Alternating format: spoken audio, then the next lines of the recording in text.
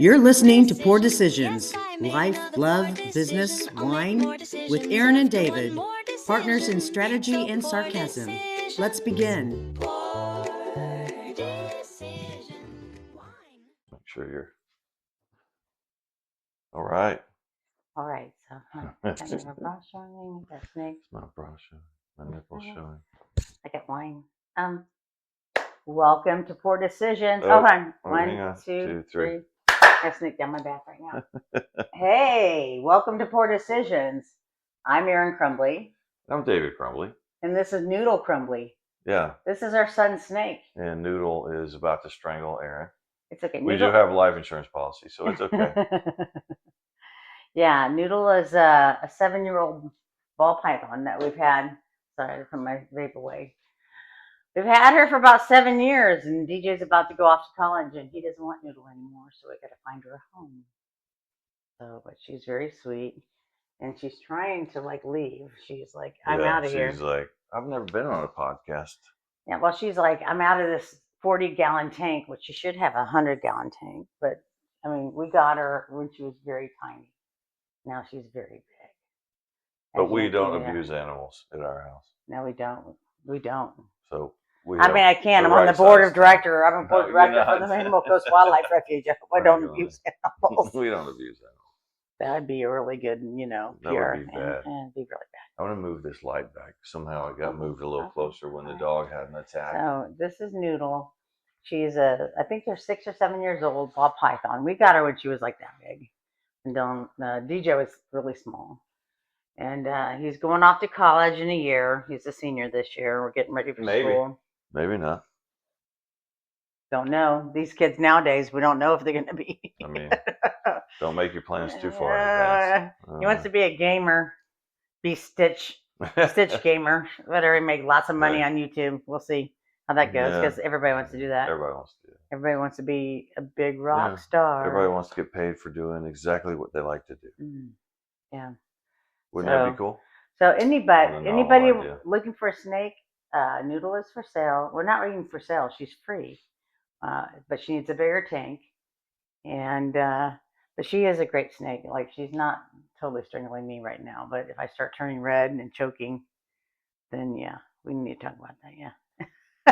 David's like, life insurance. Yeah, it's snake. Strangling her on. Actually, hey, I'm not like, hey, it's live too. Well, it's not live. It's not like a live feed.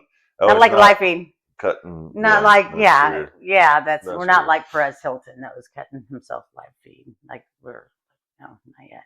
Not yet. I mean, we're going to get to that point eventually. No, I'm just saying. We're not live, so if a snake started strangling me, everybody would be watching it, and not calling 911. He didn't, they were all watching it, and then all of a sudden they're like, this is probably not fake. And we should probably call 911. Thank God somebody called 911. Yeah. So, that's weird. Anyways. Anywho. So I'm Aaron Crumbly, David Crumbly, Poor Decisions. Poor Decisions. And Noodle. And Noodle. And pretty soon Noodle has to go away, but. Yeah. But I think it looks really good on me. Looks kind of cool. So today it does. It matches your outfit. Yeah, with the black on black. I got a little bra on here. Yeah. It's wine. I got a little wine thing. What does it say? You can read that with your bad eyes. Wine, a noun, liquid that makes you awesome, often the cause of or solution to children, creates a sense of euphoria and makes men appear more comical and attractive. And thank God for wine then. Yeah, because that's how I met you. I thought you were more attractive than you were. And more comical. Yeah. I couldn't be much more comical, to be honest. And after 8 months of a total drunkenness of wine, we got married, and I woke up and I go, whoa! What the hell? He's ugly and he's not funny at all. She's only been drunk once in her life. Seriously. But it's lasted for now, 20 years, 21 years? Yeah. That's how you keep me happy. You just drink me. No, that is a joke. All right, so as everybody knows, we start off with a bottle of wine, and usually not a snake. And not a snake. But we're doing it today. She is getting a little tight in here. I mean, they usually are used to the cats and the dogs. Yeah, but now I have a snake. We actually have a zoo. She's going to put her tail right through your esophagus. Look, it's pointed right at your esophagus. She's the deadly alien snake sent here to take over the world. We probably lost right. half the viewers because nobody likes snakes. She actually is a really cool snake. Yeah. So David doesn't know what I got tonight. So and they're okay. So David knows this paper bag. David knows this wine, so he has to talk about it because we sold it a lot at our wine bar when we had it. Oh wow! Pinot Noir. It is. They still sell it today. It's like Yeah, this one is phenomenal. It's got a little velvet label on it, which is really nice, but it's very smooth. The people that were drinking the Meiomi were the first ones to say, you know what, this one is just better quality, which it is, and it was less price. But it's a beautiful wine, French wine, absolutely beautiful. Are you going to tell us a little bit about it, or you just say, hey, people didn't like Meiomi or like Meiomi like this one? You know a little bit background on that? I know that they still sell this at the Vine with the new owners. That's like their number one seller, and not Bonanza, which is my favorite. I haven't really kept up with all the wine connoisseur language, even though I probably should have. But it's a French wine. It's a Pinot Noir, and it's from a area of France that gets real dry, so the grapes really have to struggle during the summer months, which it makes it just more aggressive, more tasty, if you want to say. But it just makes the wine better. Has a much better flavor. But anyway, that's all I know about it. But it's absolutely gorgeous wine. And it's a great label. I mean, it was like a $13, $14 bottle. But I don't know how much it was it cost when we bought it. I don't know how much. We sold it a lot more when we owned the wine bar versus where I bought it from. But the cool thing about having the wine bar is like at the end of the week on Saturday night, we were closed Sunday and Monday. You'd have some bottles that had a little bit here, a little bit there left over, and you're not going to save those until the next week, just because they just don't taste the same once you store them. I mean, you could put them in the refrigerator. I mean, we would with some of the bottles that we just opened.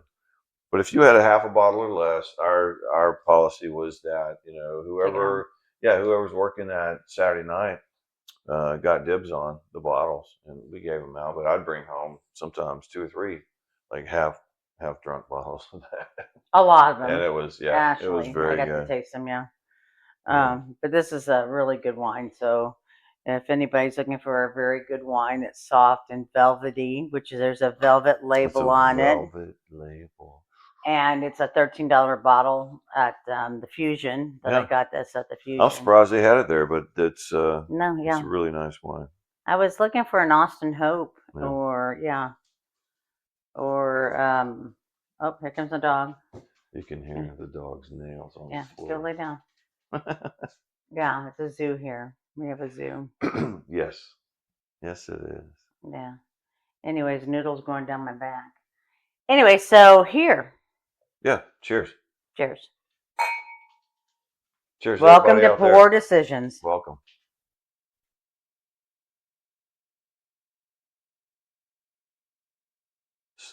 So smooth.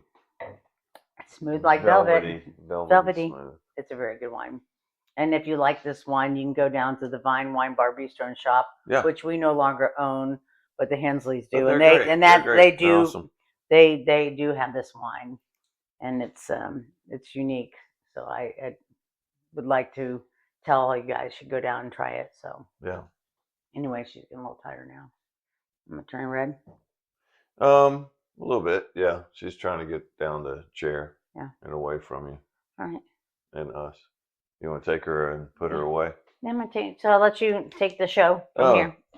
This is a lot of pressure, but I have a stand-up routine ready. Y'all ready? So there's 2 guys that walked into a bar. I'm just kidding. I mean, there were. I'm just kidding. Here. I could probably we were remember having some our stupid jokes, but like I really here. don't want to right now. I know. Well, you're taking her It's been a weird week. because we're doing a live show right now, Weird week. and I put her on. Yeah. Got back from vacation, So you got her. which was fun, and then had to turn around to go back because my father passed away. So I'm just telling my life story. Hold on for a second. Like I just left for like literally 10 seconds, and it sounded like you were starting off with a joke, and then No, I turned the corner, and you're like, jokes. and then your dad Yeah, passed away, and I was like, I'm gonna well, cut that part out. That was stupid. Anyway. I was trying to think of something to do.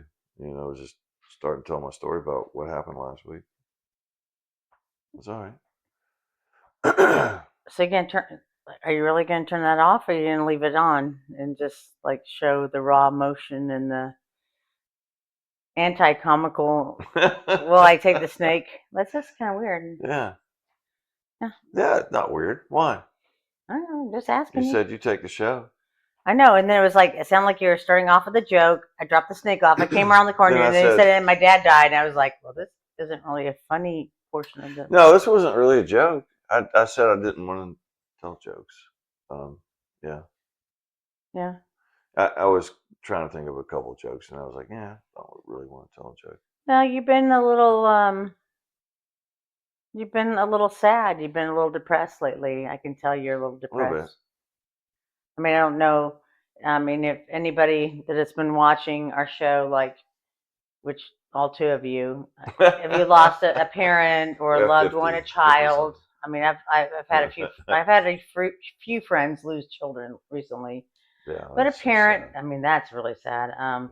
A parent, at least you are like waiting for them to die. Like you know that they're going to go there. But when you lose a child at a young age, you're like, I never expected that to happen. That's a crazy moment. But yeah, I've been Yeah. like, we've been talking about David's dad being sick throughout this last 13 episodes, Mhm. and he passed away what, a week and a half ago. Mhm. And yeah, it's been very like you go through the emotions. You know they're gonna die. You know they're older, and he wanted to go. He was ready to go, but once he goes, like I think that's what's going through your like you're never gonna see him again. Like it's a thing where you know he's ready to go. It's He the was ready to be with finality of Jesus. it, but you know, you can. I don't think it's just that though. It's like, I mean, I grieved for my dad, and I cried before he died. I went and visited him every day that we were up there, you know, for a week, you know, before he passed, and it was just every time I went, I cried, and you know, when I got home, I cried. When we went to the funeral, I cried. And, you know, there's a point where you know the grieving process is finished, and you move on, and I feel it did, but there's you know, it's I need a paradigm shift. I think that's what I need. Like, you know, some people struggle with it.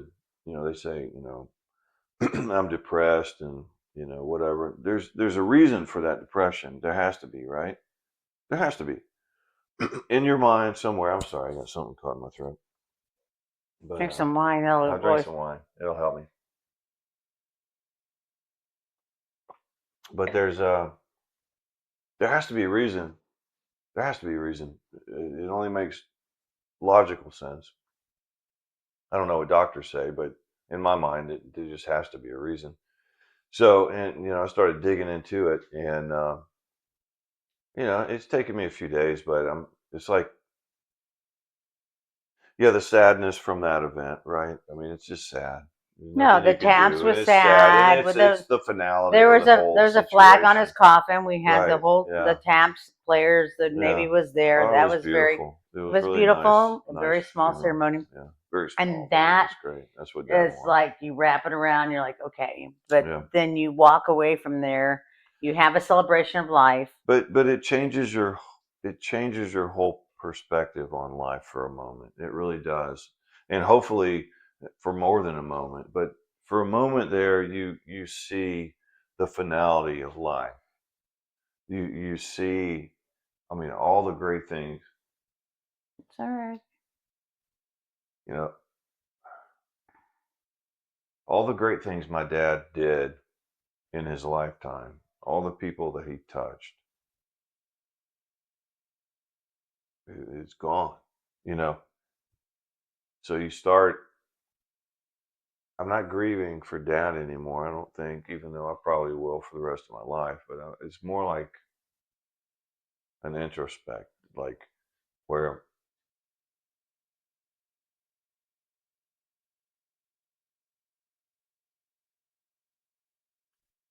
it's like, where am I in this journey? Like, No, it's all right. You can grieve. I mean, this is part of no, having the it's just show. it's more a reflection. I'm looking in the Like, mirror now. It's like, at my dad's funeral, I'm looking at dad, and I'm are thinking you all the feeling? memories, and but now Are you that it's looking? over, and I look at my life right now, it's like, Are you comparing yourself to like where he no, was I'm at this, not. No. or It's not hold on, that. or is it a reflection of like I am now 62 years Yeah, old, about to be 63, and I only have so much time left, and what am I going to do with this time? Am I going to visit the grandchildren? Like, I'm like it does, and I have to agree with you. Like, you hit a certain age and you're like, okay, we have the house, we've got the accolades, we had the careers, we had this, we've got one more child in the house, and he's about to graduate next year. But now, what do we do with our life? Do we keep the house on the water and all these things, or do we downsize and go spend time with kids and grandkids? Because on this side of life, you've achieved everything here. Now you're like, I just want to go spend time with my kids and grandkids. I want more time with them, and I want to make a difference. And that's what I think. yeah. Like, I and definitely he want was to make a very, difference in and their lives. and Absolutely. you're 62, and he was 98 and a half when he died. So he had a lot of time. Yeah. Um, but I do agree with you. You hit a certain time, and you go, okay, It's one of those. It's one of reflective. those things that like from an early age you're going to die. You know it, right? Like you know it as knowledge in your mind somewhere. You It's true. know that you're going to die. But at some point in your life, you understand it, which is different than just knowing it. Right. You understand, and you look around and you're like, wow, like I've known this all my life, but I finally understand it now. And that's what makes it real. That's what takes it deep into your heart. And I guess that's where I've been the last few days. It's not necessarily a sad thing. I don't necessarily Reflective, feel though, reflective on it's your it's life. very reflective, and it's almost like a little added pressure, because I know that I don't have that much time, and so You don't I know know that, I'll though. shake it. It's one of those You things don't you know got to that, deal with. You though. got to move on. You can't. You don't know how much time you have. Only God No, knows that, but even if I had another 30 years, 40 years, it's still a very short time, right? because it goes by It so goes by fast. so fast. It doesn't matter how much time you have left. It goes by so fast that you have to enjoy every moment that you absolutely possibly can. And you know that too. People tell you that your whole life, you know that. But at some point in your life, it just hits you like a baseball bat in your face, and you're like, "Oh, I understand it now. I completely understand it."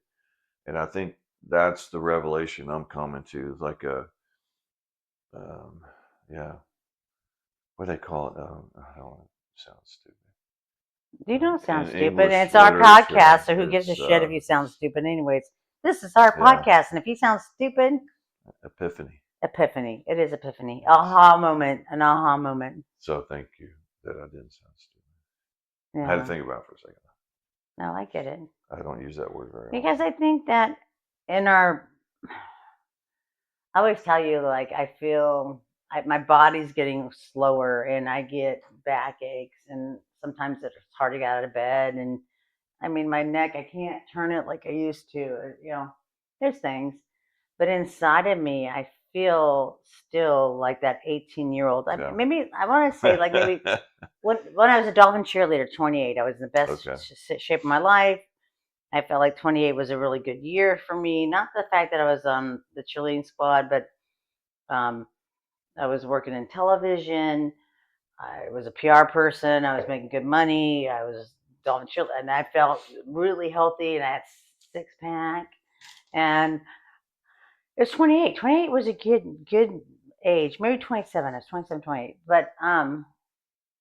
But inside of me, I still feel like that person. Like I can still drink like a rock star. I can still party like a rock star. I can still do those things. But my body's like, nope. I need to go to bed at 10. I need to sleep until 10, like 12 hours. And I'm like, what is going on? I really want to like continue this, like, because I've been such a rock star, and now my body at 56, it's 57 in a couple months. It's like, nope, nope. I'm tired. And literally, when I get out of bed, I'm like, I think we need to get a new mattress. This mattress really freaking sucks. Like, I mean, I don't know. Like, maybe we need to get the little mattress that blows up air and pulls me up. But you keep pushing it, and that's the good thing is you keep working out and you're pushing your body. I mean, you have to, even though you have the aches and pains that you didn't normally have. It's like you're still telling your body that, hey, we're going to continue to do this, and it'll continue to adapt. But you do. I mean, you work out. I'm very impressed. Yeah, you work me out every day. Somebody asked me the other day, and we're just coming right out. So somebody asked me the other day, what makes you, like, we want a relationship like you. We were talking to a couple. We were talking to a couple, and they said, like, I really like your relation. Like, what keeps you, like, the way you are, like, you as a couple? What is your secret? What is your secret sauce? Because I really love the fact that you guys are still in love with each other 20 years later. What is your secret sauce? And what is our secret sauce? I mean, I've got two things, and I think you have a third one to add, but mine would be don't try to change somebody. Right. Don't try to change anybody, right? You knew me when the moment I met you. And that's the thing is, exactly. She has changed, but it's not because I wanted her to change. She's changed because she's felt in her heart at some point that I need to change, and I need to change this behavior, or do this, or do that. So she's changed over time, but it's because she wants to, not because I put pressure on her or made her do it or asked her to do it. I can never make her do it. But anyway, and also the second thing in my heart, in personal opinion, sorry, I hit the mic, is you don't criticize them. You build each other up. You build them up. Always build them up, especially in public. That is huge. When I hear her talking to her friends, and all of a sudden I hear my name, and I'm listening, and she says something positive about me. I don't care what it is. Like, I take out the garbage every night. Can you believe that? And they're like, oh my God, really? No. My husband doesn't take out the garbage. He never does the dishes. He never folds the clothes. But it's he never puts the toilet seat down. My husband does. It helps to build the self-esteem of the whole couple. Not just my personal self-esteem, but our self-esteem. It helps me to realize that she really appreciates these things, and I do the same to her. I always talk very positively. I'd never tear you down. Yeah, would never tear her down. Even if we're in an argument or having a bad day or whatever, I would never say anything negative to anyone. He just says it to his pillow or in the I shower. talk to myself. He does talk to himself a lot. I just talk to myself. I'll go in the garage and I can hear him too. I'll talk to myself. He's like, fuck you, fuck you, fuck you. I can hear you in here. Well, yeah, I do sometimes. But yeah, and then I come back in and I'm just fine. It's like when I hear you. When I was in retail. Say it to my face. When I was in retail, you got a nasty ass customer and they were being ugly, and you had to deal with them for 20, 30 minutes. When they left the store, like, you're boiling and you just wanted to punch them in the face, but you couldn't. I'd walk in the office, I'd shut that door, and I'd just scream at the top of my lungs, "You fucking bitch, I could have fucking punched you in the face at any time. You would never survive. I could step on your lids and fucking put your eyes out. Fucking bitch." Wow. Damn, man. That's going to be a 2020 Dateline edition soon. And then I'd walk out and then everything would be fine. And I'd give her $10 back. You had to, right? I gotta keep my job. Gotta keep my job.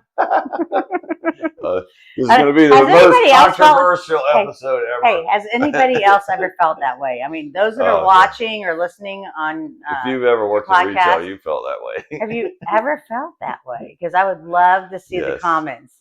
You have. I know you have. You have to smile and then go into another room or into your pillow if you're in a relationship and scream as much as you want. Get it all out.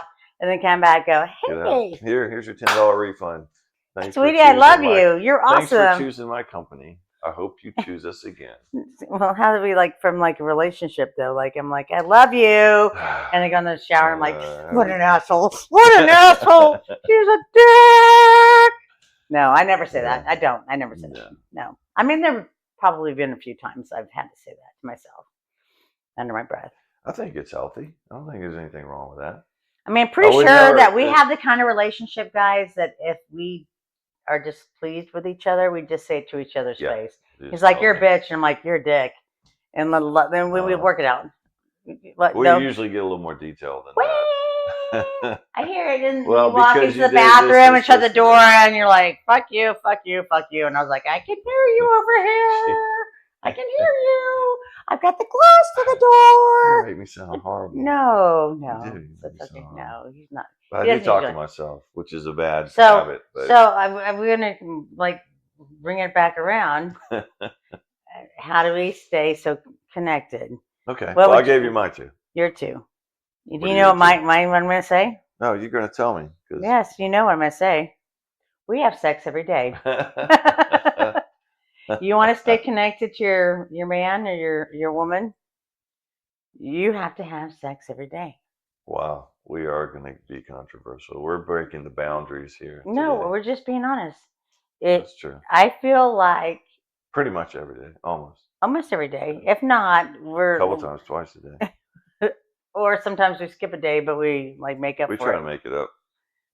I think when you're married, it's a special bond, and that having sex or sexual relations or whatever you want to call it, being intimate, kissing for long hours or whatever you want to do, I think it's very important because I feel like it keeps you connected. And when you don't have sex at all, and you're not talking to each other, and you're not having that intimate moment with each other, it makes it like you're just not connected. Connectivity is a thing. Like talking to each other is great, and snuggling on the couch and watching a movie. But the intimacy, like that, is very important, and that's something that we've seemed to do. And I mean, our friends know it, so we might as well tell everybody out on. Well, it's on the internet, so we might as well tell everybody. I forgot to tell you, the OnlyFans, our OnlyFans account. You got to go there to see it. I'm kidding. We don't have it on OnlyFans. We talked about it though. She talked about it. I talked about we got to make some money somehow. But anyway, because real estate sucks. Anyways, but I feel like the intimacy. Like when we go to bed at night, he holds my hand. I'm like we literally spoon, but then I get hot and sweaty, and then I turn and we hold our hands.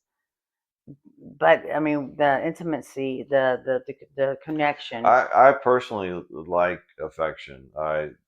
That's one of the things that makes me feel secure sometimes in the relationship is the affection, the physical affection. So.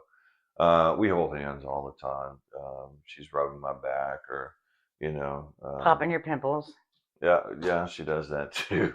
He pops mine. Hey, I mean, let's be honest. Sometimes I can't reach him, so yeah, I have no problem. I mean, But no, the physical affection I think is definitely brings a certain aspect to that relationship. It's just more intimate, even if it's just holding hands or holding each other, cuddling, or was that what you're gonna say when what I was gonna say to the audience, or did you have a different? What were you gonna say? Physical affection instead of we have sex every day, but that's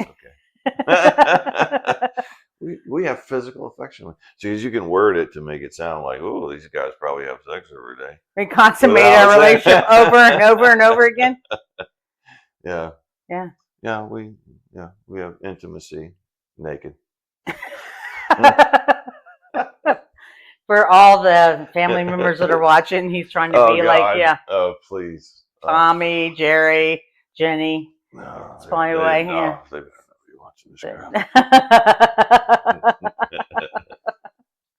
Anyways, but I do think, honestly, for me, it's a very important thing, especially to have pellets. So I hit menopause. I don't know if like lots of people talk about this thing, but I hit menopause. I guess I'm 50, gonna be 57 in a couple of months, but I hit menopause probably about 46, 47, where I was tired all the time. I was really grumpy. And I got an ablation, so I couldn't have a period anymore, which is probably more than people need to know. But because it was really bad for me, and I would be really grumpy during my period. She had rough ones, yeah, big time. So I went on pellets. So I got pellets, and they insert them testosterone and estrogen into like they cut open a little place on your butt, and they sew it up, and you take a progesterone at night. But that changed like it was night and day. All of a sudden, I could not have. I didn't have the mental fog. I wasn't angry. I wasn't nitpicking David to death. And the testosterone hit, and then I was like, okay, every day, twice a day, 3 times a day. It was like I was back to 16 again. It was weird. Like I went from 16. Well, okay. Say 18 at least. 28. As I said, my soul feels like I'm 28. But it was that like because as you get older, you get tired and achy, whatever, and then your libido goes, and but when it goes, you're like, okay, like game on, and I feel like that's been a game changer. Yeah. Because the testosterone hits, and I'm like, I have got to I'm like a little kid again, which is awesome for those guys that want to like bring their sex life back and they're like miserable in their marriage. No, just wait. Get testosterone for a man and get like estrogen and testosterone for a woman, and take your progesterone, and it's a game changer. And we will write you a prescription for just $450. Just mail it to David and Erin Crumbly at P.O. Box 6969. Dr. Barber has like fixed my life.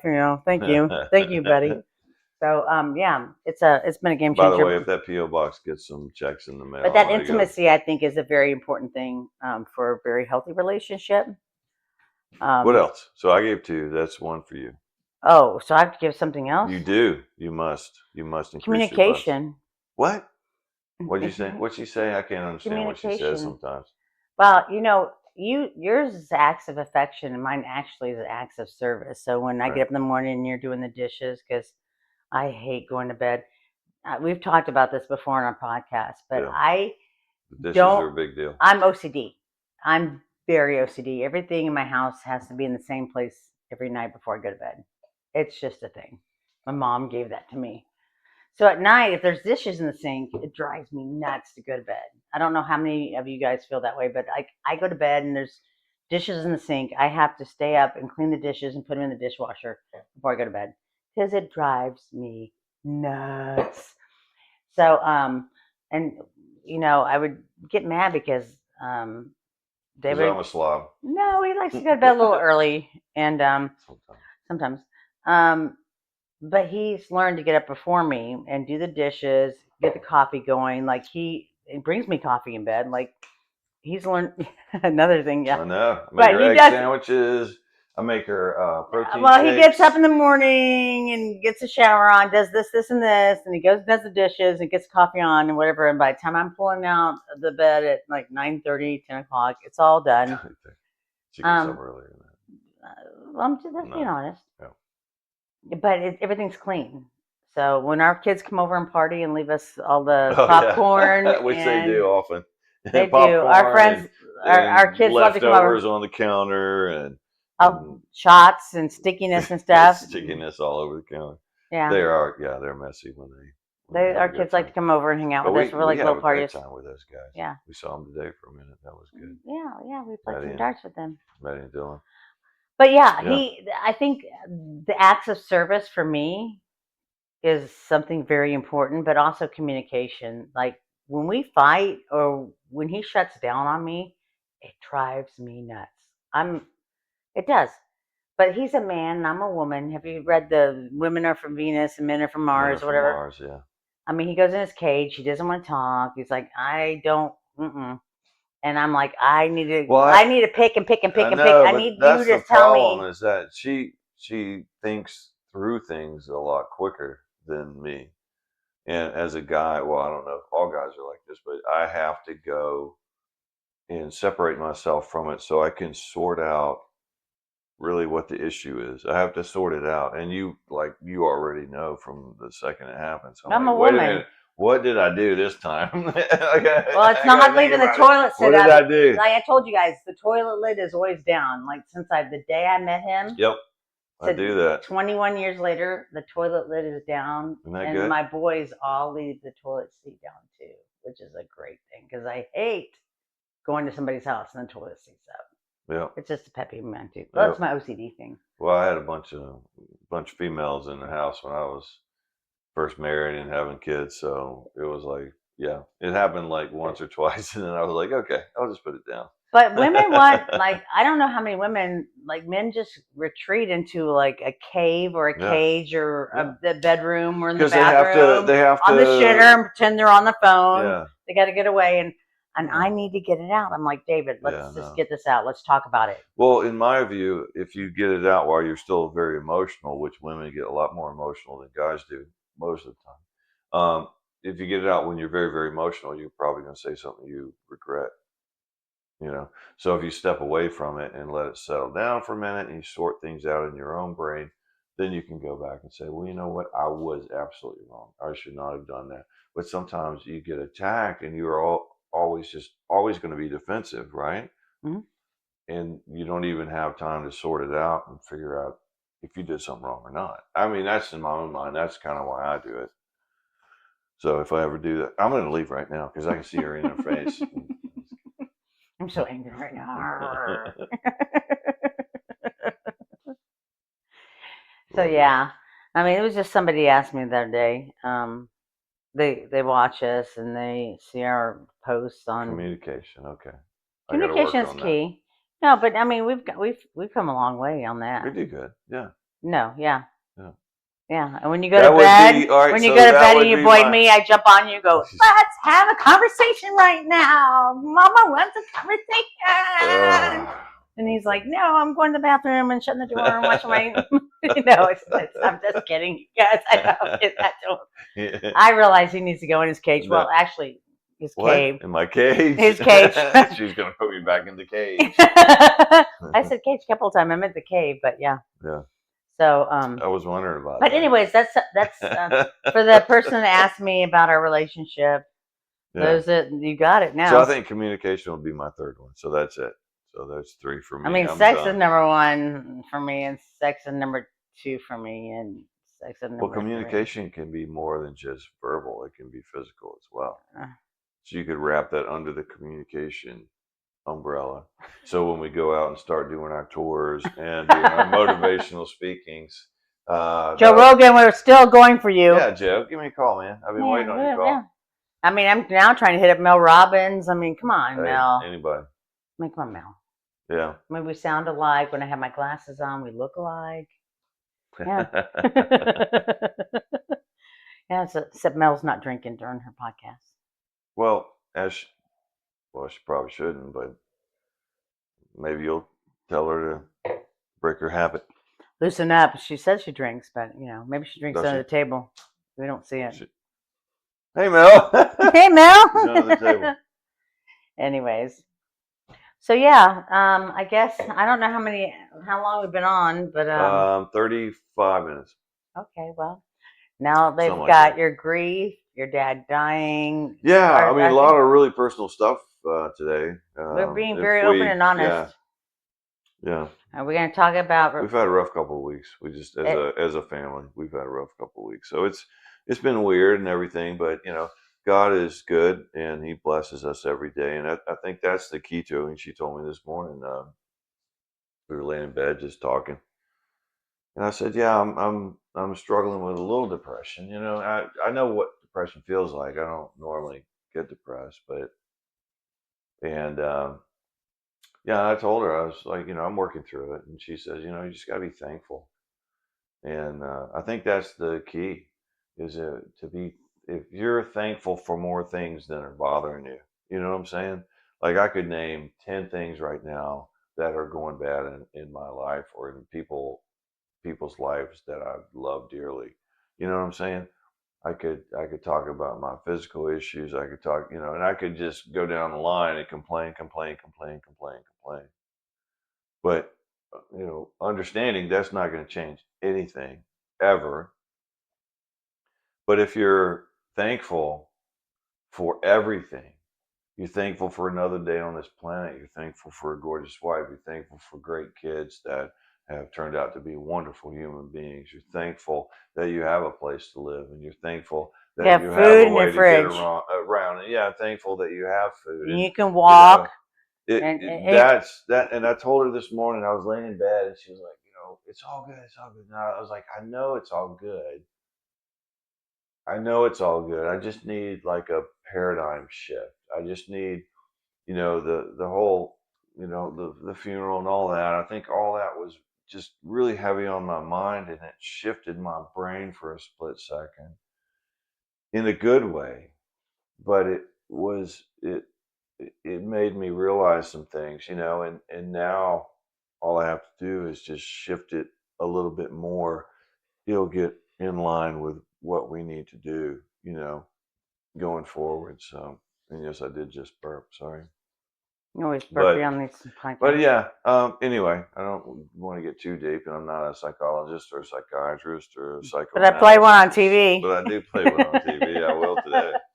Hey, for $50, send me your link and I'll give you my Venmo.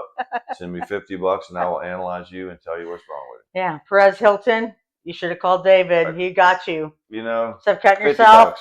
Stop cutting yourself. David would have talked you out of that. Yeah. Well, I would have told you what's wrong with it. I can't fix you, but I'll tell you what's wrong. I'll analyze you. I'm not making fun of that. That was really sad. That's really weird. Sad. I haven't. He doesn't know him. He didn't see it. I saw it, and I was like, very, very strange. And if you haven't seen it, just Google Perez Hilton. If you haven't seen it, don't watch it.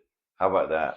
Yeah, there you go. Why would you watch that crap? Well, because I threw it out in the universe. Now everybody's gonna be like, Perez Hilton. Just stop watching crap like that. Yeah, that's weird. Well, yeah. Like, why would you watch? Well, it's like watching a train wreck. Nobody really wants to look at a train wreck, but then they do. I like watching train wrecks. But it's kind of like when you drive past a car wreck and you don't really want to see it, but when you go past it, you look because you want to see if there's bodies and mangled parts. Bodies, that's bad. No, but you want to look at that. I know you do. Otherwise, you just go straight and you're like, I don't want to see it. I don't want to see it. I don't want to see it. No, but then you're like, oh, I want to see it. Kind of like the way women drive. I don't want to see it. I don't want to see it. Oh, did I say that out loud?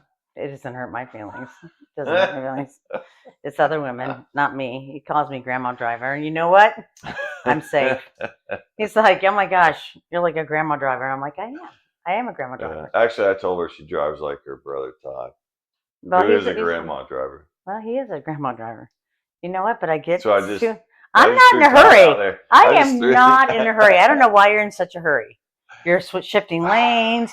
You got to get there. Like, I'll get there when I get there. No, I'm not late. I just want to get where I'm going. I mean, I know, but you know what? Like, you're on time and I'm always late. I'll get there when I get there. I am not going to endanger myself or other human beings around me.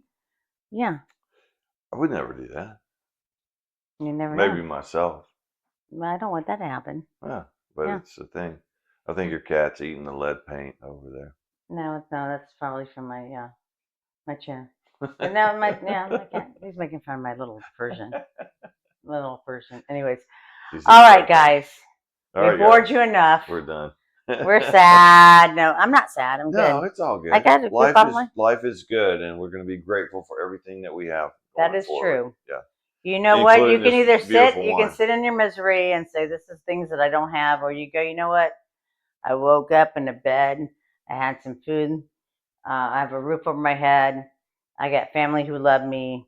I don't have cancer, or I can walk with my 2 feet. I have hands to like feed myself. I mean, like, Yeah. it could be always There's so a much million worse. things to be thankful for. No, but it could always be worse. Yeah. And sometimes people don't feel that way. They just like, they don't see it, but like, it could be always so much worse. And that was, I remember that sermon that Dr. Allen did back at the Methodist Church. Like, it could always be so much worse, and it's not. Yeah. So be thankful for what you have, Yeah. because it could always be worse. It could be taken from you like that.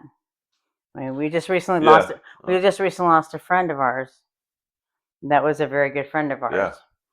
And I'm not gonna make you cry again. No, I'm not gonna cry. It's but all John good, Starrett was a very good friend of ours. He was a very talented photographer. We met him through a girlfriend of ours that dated him. Amazing, amazing photographer. 50 years old, and him and his girlfriend just recently passed away in a motorcycle crash in Pensacola. And I mean, just had the world by the balls, and it just changed like that. It can change in a second. And it can change. Split So second. yeah, your dad had the time, and he did not have the time, but he went out going. John and Kobe went out exactly how they want. Like, they were living exactly what they wanted to do. So, I mean, things can be so much worse. That's what I'm saying. There's so many things to be thankful for every day. Like, there's a million things to be thankful for. You just have to train your mind to do it. You have to train your mind to think about those things, because the negativity is always going to come, and it's easier. Oh, it's so easy with the social media negativity. But you know what? You control what goes on in your mind, and you can make yourself think really good thoughts and thankful and grateful thoughts, and in your mind, you can train your mind to do that. I believe it's like anyway. We don't want to get into all that, I wanted you to have this realization, Daniel's son. My work is here, done. I guess you call me grasshopper? Is that grasshopper, Daniel's son? Your work is here. Now you realize things are so good. Don't be sad. The only thing I have to do now is catch a fly with a chopstick. And that's it. Anyways, well, thank you guys for spending time with us. Whether you are watching us, don't be making fun of me. Whether it's on YouTube, or you're listening to us on Spotify, on Amazon, on Apple Podcasts. Apple Podcasts. We really enjoy. Actually, we're actually growing in numbers, which is kind of weird. Like, I guess people are we kind of like us. I don't know. I don't know. It's weird, but cool. I mean, it has to start like one step forward, and then let's see how it grows. I mean, Mel Robbins started. Joe Rogan started with one podcast, and then it grew. But anyways, we're really thankful for you guys to come out. Joe, give me a call. Joe, yeah. And Mel, give me a call. But we're really thankful for you guys listening to us. If you like this podcast, or you're watching it, please share it, like it, comment on it, get our algorithms up, because we're trying to be celebrities, because everybody wants to be a rock star. We all do, don't everybody wants to be influencers, but we're actually trying to share some wisdom. Our wisdom. Some fun. We're just telling our life story. Yeah, that's all. Yeah, out to the world. So we don't have therapy, so we have to give it out. We don't have a therapist. Good therapy, So we have to just tell you guys how we feel. Cool. So it's kind of cool. I mean, we feel really good. So all right. Anyway, so thank you for watching our show. We will see you next week, and hopefully we'll have not so sad and actually I think it's pretty good. I think it's pretty good. Anyway, I've got the glasses today are from the Rue Winery in North Georgia, which we absolutely adored, and I love these glasses. So that's where they came from. We need you to sponsor us so we can get some advertising dollars. I did a commercial for them, actually. Put it on their website. Anyway. All right. Love you. Hey guys, Cheers, guys. Here's to poor decisions. Make you make better decisions this week than we have. Than we have. What the hell does that mean? I don't know. We've made some pretty weird decisions today. Poor decisions. Yes, I made another poor decision. I'll make more decisions after one more decision. So poor decisions.